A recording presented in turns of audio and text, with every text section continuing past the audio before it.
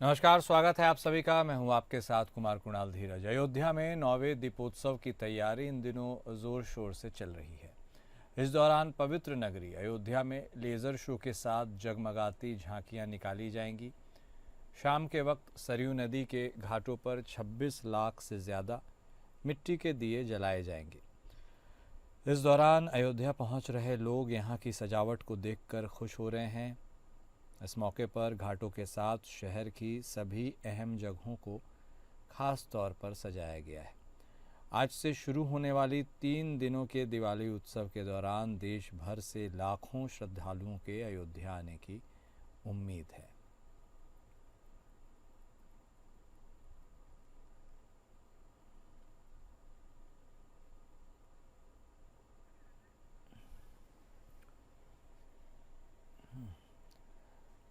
अयोध्या के बाद मुरादाबाद में 11 लाख दीपक जलाकर दीपोत्सव कार्यक्रम का आयोजन हुआ।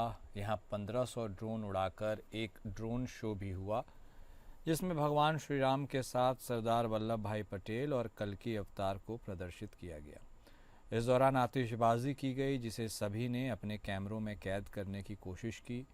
भव्य और ऐतिहासिक कार्यक्रम को देखने के लिए हजारों की भीड़ उमड़ी तो मुरादाबाद को भव्यता के साथ सजाया गया। नगर निगम मुरादाबाद ने शहर को अयोध्या नगरी की दीपावली के रूप में दर्शाने का काम किया। कार्यक्रम को देख उत्साह के साथ लोग भर गए। इस दौरान सभी ने तारीफ की तो वहीं निगम के प्रयास की भी प्रशंसा हुई। भारत माननीय मुख्यमंत्री जी का विकसित उत्तर प्रदेश, इन दोनों के संकल्पना के साथ हम मुरादाबाद में भी बदलाव लगातार हो रहा है। आप लोग देख ही रहे हैं। सिटी एक ब्रॉड सिटी के तौर पे जानी जाती थी, जहां हैंडीक्राफ्ट आइटम्स पूरी दुनिया में फेमस हैं। सिर्फ मुरादाबाद नहीं, मुरादाबाद के चारों तरफ के जो बाकी 4 जनपद हैं उनमें भी इन सबको हमने अभी हाल ही में माननीय मुख्यमंत्री जी के निर्देश में सरस मेला के जरिए जो स्वयं सहायता समूह और बाकी के लोकल कारीगर हैं उनके उत्पाद को लोगों के सामने ले जाने का प्रयास किया।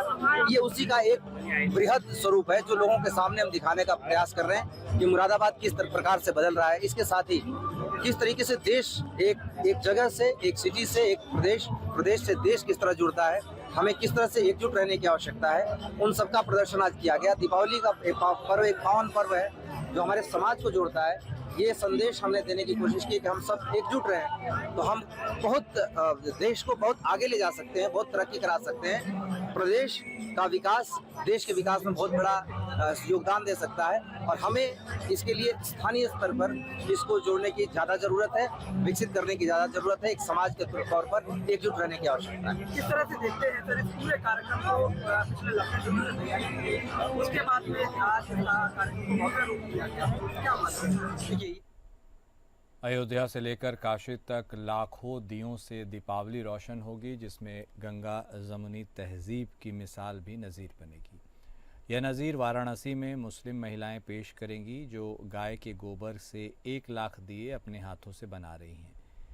कट्टरपंथियों के बेफिक्र यह महिलाएं वाराणसी में चर्चा का केंद्र बनी हुई हैं। इस महिलाओं के अलग अलग क्षेत्रों में ये महिलाएं रहने वाली हैं। पिछले 1 हफ्ते से प्रत्येक दिन 4 से 5 घंटे बैठकर यह दिया तैयार करती हैं। बुर्का पहनकर जहां यह अपने कौम के संस्कारों को निभा रही हैं, तो गाय के गोबर से दिया बनाकर हिंदू संस्कृति को भी सम्मान दे रही हैं। महिलाएं मिट्टी, गाय का गोबर और चूना मिलाकर दिया तैयार कर रही हैं। 1 लाख दियों का इन्हें टारगेट दिया गया है, जिसमें कुछ यह दीपावली को प्रज्वलित करेंगी तो कुछ देव दीपावली में काशी के घाटों पर वितरित करने के साथ ही जलाएंगी। इन महिलाओं का कहना है कि हम ईद और दीपावली साथ मनाते हैं। हमने गाय के गोबर का प्रयोग इसलिए किया है क्योंकि यह हिंदुओं के लिए आस्था है। यहाँ आप जानते हो टूरिज्म का महत्व है। जो टूरिज्म बाहर से आ रहे हैं हमारे यहाँ, तो हाथ की बिनी साड़ी भी लेते हैं और हम इनको रोजगार भी महिलाओं को देते हैं। तो पूर्वांचल विकास सेवा समिति के माध्यम से हम कई रोजगार महिलाओं को दे चुके हैं। तो अगर आज हम दीप बना रहे गाय के गोबर से, तो इसका प्रचलन और आगे बढ़ेगा और एक संदेश भी पहुंचेगा कि मुस्लिम महिलाओं के द्वारा वितरण किया गया और एक देव दीपावली सजाई गई। तो ये एक अच्छा संदेश होगा। कट्टरपंथी को जो कहना है कह ले, उनको मौका चाहिए, लेकिन हमारी सरकार जो है, जो जहां ये चीज का दावा कर रही है कि स्वदेशी चीजें ले और अपने रोजगार को आगे बढ़ाएं, अपने उद्यमी को आगे बढ़ाएं, यहाँ तक कि हमारी संस्कृति, हमारा राष्ट्र मजबूत होगा। इससे बढ़ के हमारे देश को क्या चाहिए? एक पहचान है हमारी। और ये जो है शुद्ध गाय के गोबर से और मिट्टी और खरी से मिला के हम लोग बना रहे एक दिया। ये देखिए एक दिया ये तैयार हुआ है। देखिए ये गाय पूरा पूरा गाय के गोबर से बनाया गया है। ये जब जलेगा तो इसका महत्व अपने आप में एक निराला रहेगा, जो पूरे देशों में पहुंच के लगेगा कि हाँ, भारत की मुस्लिम महिलाओं ने ये बनाया। वाराणसी में नाजुक तारों से बनी मूर्तियों की मांग बढ़ रही है। रोशनी के त्यौहार दिवाली के करीब आने के साथ ही उत्तर प्रदेश के वाराणसी में देवी लक्ष्मी और गणेश की हस्त निर्मित मूर्तियों की मांग बढ़ रही है। कारीगरों का कहना है कि इस साल ग्राहक नाजुक तारों से बनी मूर्तियों को ज़्यादा पसंद कर रहे हैं। कुछ कारीगरों के अनुसार गंगा तट से लाई गई मिट्टी से बनी और तारों से डिज़ाइन की गई मूर्ति इस पवित्र शहर में सबसे लोकप्रिय है। दिवाली 20 अक्टूबर को मनाई जाएगी। इस उत्सव के दौरान लोग जिन मूर्तियों की पूजा करेंगे उनमें से कई वाराणसी के स्थानीय कारीगर द्वारा बनाए जाएंगे।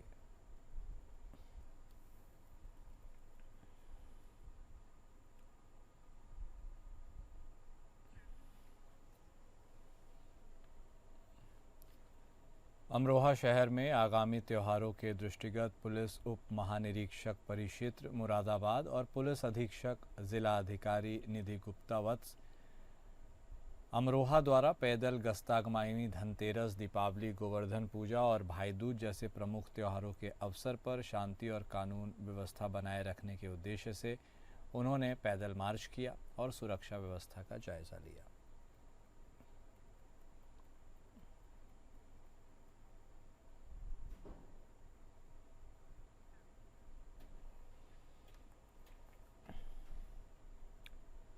दिवाली का त्यौहार नज़दीक आते ही वाराणसी कैंट स्टेशन पर यात्रियों की भीड़ लगातार बढ़ने लगी है। बढ़ती भीड़ को देखते हुए रेलवे प्रशासन ने दिवाली से लेकर देव दीपावली और डाला छठ तक यात्रियों की सुविधा के लिए 26 स्पेशल ट्रेनें चलाने की घोषणा की है। इनमें से 2 ट्रेन वाराणसी जंक्शन से चलकर मुंबई जंक्शन तक जाएंगी। स्टेशन मास्टर के अनुसार त्योहारों के दौरान बढ़ने वाली भीड़ को नियंत्रित करने और यात्रियों को बेहतर सुविधा देने के लिए सुरक्षा व्यवस्था चाक चौबंद की गई है। सीआरपीएफ के जवान स्टेशन परिसर में तैनात रहेंगे ताकि किसी भी स्थिति में तुरंत कार्रवाई की जा सके। किसी यात्री को अचानक अस्वस्थता महसूस होने पर मौके पर ही मेडिकल सहायता उपलब्ध कराई जाएगी। रेलवे प्रशासन ने अपील की है कि यात्री भीड़भाड़ के समय धैर्य बनाए रखें और स्टेशन के कर्मचारियों के आदेश का पालन करें ताकि सबकी यात्रा सुरक्षित हो सके।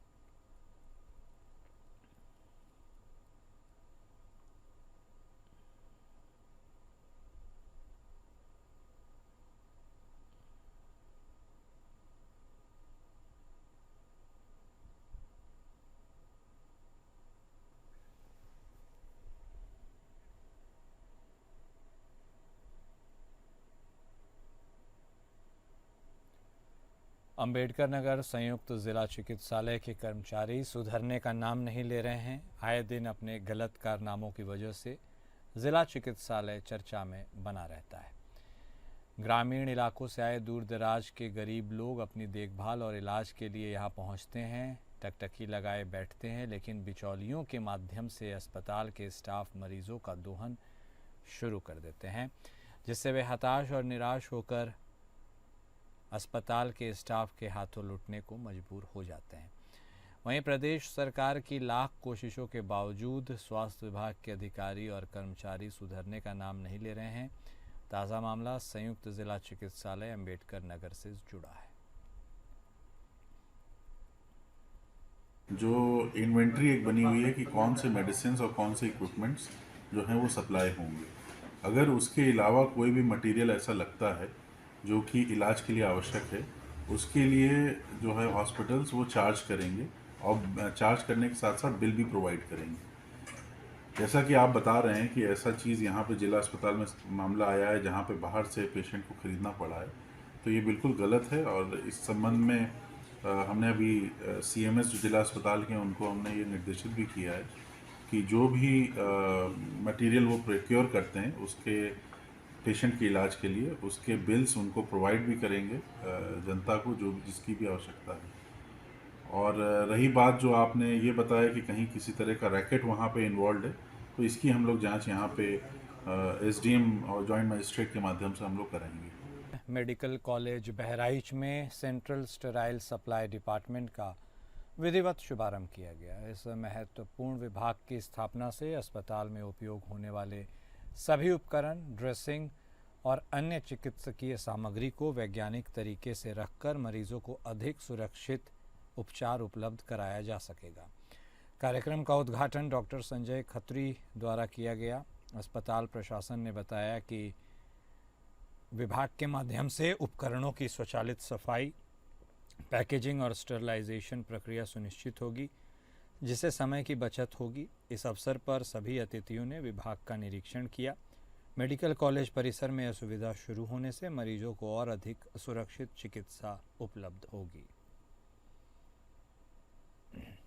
ये एनएमसी नॉर्म्स के हिसाब से ये हमारे लिए बहुत ज़रूरी है, क्योंकि हमारे पास ओटी में और जहाँ पे स्टरलाइजेशन की ज़रूरत है, यहाँ पे सारे ड्रम्स जाते हैं, जहाँ पे सारी ड्रेसिंग जाती हैं, वो प्रॉपर स्टरलाइजेशन, ऑटोमेटिक स्टरलाइजेशन यहाँ पे वो डिपार्टमेंट होना चाहिए था, जो नहीं था। इसका हम लोग प्रयासरत थे और आज ये इसका शुभारंभ हो रहा है, आज से चालू हो जाएगा।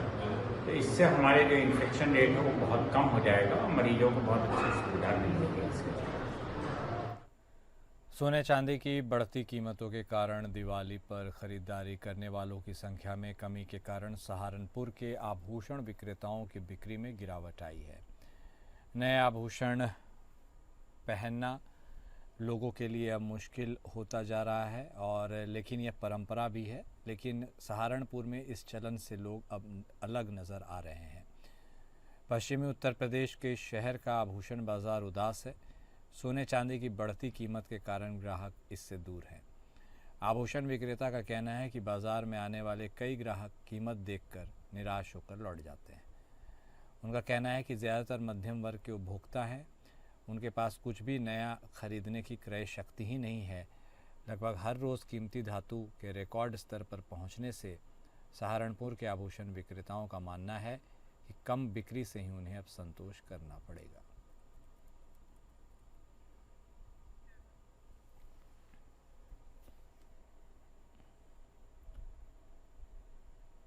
उत्तर प्रदेश में मुख्यमंत्री योगी आदित्यनाथ की सरकार बनने के बाद से जिस प्रकार से अपराधियों और बदमाशों पर सख्त कार्रवाई हो रही है, अपराधियों में इसे लेकर हाहाकार मचा हुआ है। ऐसे में बदमाशों पर एनकाउंटर या उनके ठिकानों पर बुलडोज़र की कार्यवाही भी हो रही है, जिससे लेकर प्रदेश ही नहीं बल्कि अन्य प्रदेश में भी इसके उदाहरण पेश किए जा रहे हैं। लेकिन सरकार की छवि खराब करने और हिंदू और मुसलमान करने की सोच रखने वाले विवाद पैदा कर रहे हैं। कुछ ऐसा ही देखने को मिला देवरिया में, जहां थाना करलवा क्षेत्र में मुख्य मार्ग पर स्थित चौराहा बसंतपुर है, जहां पर पीड़ित नौशाद खान ने आरोप लगाया कि उनकी कीमती भूमि को हड़पने की नीयत से उसे बेनाम की भूमि बना दी गई है, जिस पर बाउंड्री वॉल है। पुलिस वालों के सामने उसे तोड़ा गया। इसकी शिकायत की गई तो आरोपियों पर कोई कार्रवाई नहीं की गई, मुकदमा भी दर्ज नहीं किया गया।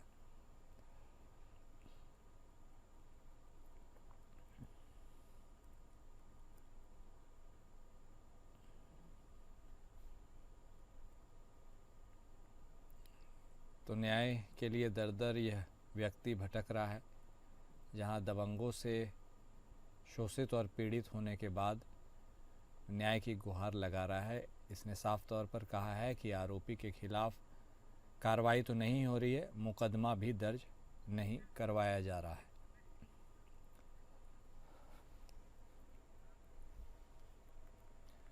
गाजीपुर के सदर कोतवाली क्षेत्र के रजागंज चौकी अंतर्गत वीर अब्दुल हमीद सेतु पर एक रहस्यमयी घटना ने क्षेत्र में सनसनी फैला दी।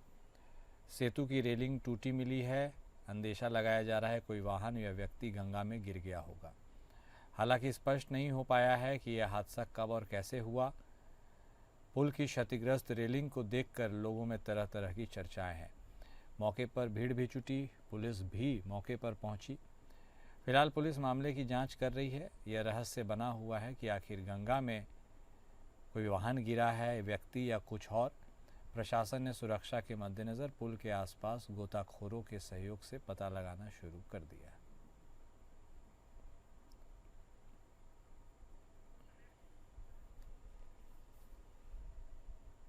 यूपी के शाहजहांपुर में कैब ड्राइवर से कार लूट और उसकी हत्या के मामले में फरार चल रहे बदमाश से पुलिस की मुठभेड़ हुई। मुठभेड़ में बदमाश को गोली लगी है। घायल हालत में उसे अस्पताल भर्ती कराया गया है। मुख्य आरोपी को पहले ही एनकाउंटर में ढेर कर दिया गया था। घायल बदमाश का फिलहाल इलाज हो रहा है। मुठभेड़ की यह पूरी घटना पुवाया थाना क्षेत्र के बड़ा गांव के पास हुई है। 8 अक्टूबर को कैब ड्राइवर अवनीश दीक्षित की कार लूटने के बाद उसकी हत्या कर दी गई थी। फरार चल रहा बदमाश दानिश वहां उस वक्त भाग गया था। मुखबिर से सूचना मिली थी कि बदमाश दानिश नेपाल भागने की फिराक में है, लेकिन इससे पहले ही पुलिस ने उसे हाईवे पर घेर लिया। उसने जवाबी फायरिंग की। बाद में पुलिस के तरफ से फायरिंग में बदमाश दानिश के पैर में गोली लगी। उसे सामुदायिक स्वास्थ्य केंद्र में भर्ती कराया गया है।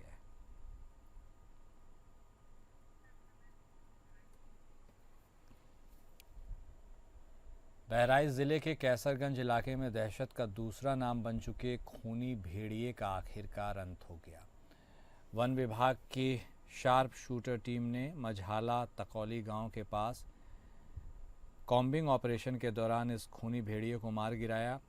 गोली लगने के बाद भेड़िया कुछ दूर तक भागा और फिर घाघरा नदी के कछार में जा गिरा। वन विभाग की टीम ने मौके पर पहुंचकर भेड़िए के शव को बरामद किया। उनके अनुसार अब तक कुल 4 में से 3 भेड़ियों को मार गिराया जा चुका है। एक की तलाश जारी है। गौरतलब है कि कैसरगंज थाना क्षेत्र में नरभक्षी भेड़ियों का आतंक है। हमलों में अब तक 6 लोगों की जान जा चुकी है। 38 से ज़्यादा लोग घायल हैं।